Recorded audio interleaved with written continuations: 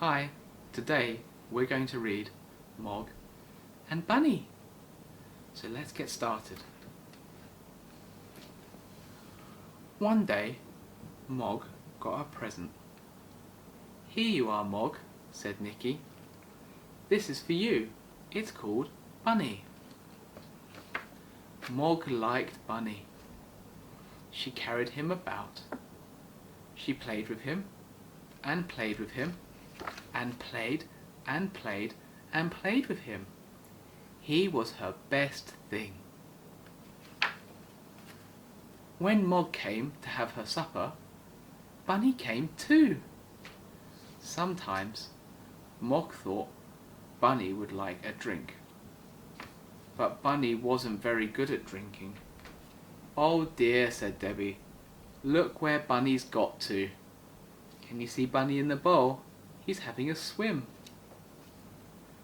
So she put him on the radiator to dry. At night, Bunny slept with Mog in her basket. During the day, when Mog was busy, she always put Bunny somewhere nice. You never knew where Bunny would get to. Look, can you see Bunny sitting in the slipper? Sometimes Bunny liked to be quiet and cosy, and sometimes he liked to be where there was a lot going on. Oh no, he's tripping up Mummy! Mr. and Mrs. Thomas didn't understand this. They didn't say, "Look where Bunny's got to." They shouted, "Yuck!" They yelled, "Ah, what a horrible dirty thing!" And they threatened to throw Bunny away in the dustbin. Poor Bunny. One day, Mr. Thomas said, "Let's have supper in the garden." Everyone helped to carry things out of the house. It was a lovely supper, but suddenly there was a crash of thunder and it poured with rain. "Quick! Inside!" shouted Mrs. Thomas. "It's bedtime anyway."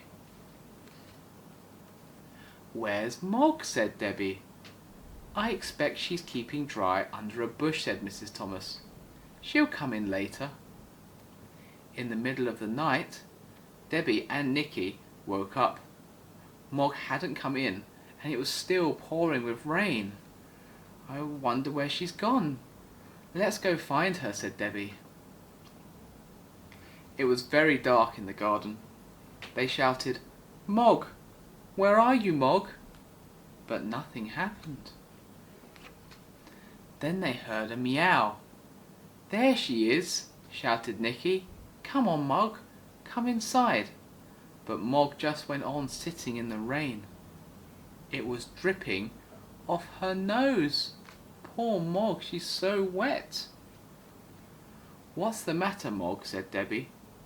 Then she said, "Oh dear, look where Bunny's got to. Look, Bunny's stuck under a fork." Nicky picked Bunny up and showed him to Mog. "It's all right, Mog," he said. "We've set Bunny free. You can come inside now." Then they carried Bunny through the dark garden and through the house, and they put him on the radiator to dry. And look, they're giving Mog a dry too, nice and toasty and cosy in her towel. Then they all had a big sleep. In the morning, they told Mrs. Thomas what had happened, and how Mog had stayed with Bunny in the dark and the rain. Debbie said, "You won't really throw Bunny away in the dustbin, will you?" Mrs. Thomas said, "No, never. It would make Mog too sad." Then she sighed and said, "Perhaps Bunny is not quite so horrible now he's been washed by the rain." They all looked on the radiator. But this is where Bunny had got to. Wow, Mog really loves her Bunny, doesn't she? Well, that's the end of this video. I hope you enjoyed hearing all about Mog and Bunny, and you'll join us soon for more stories.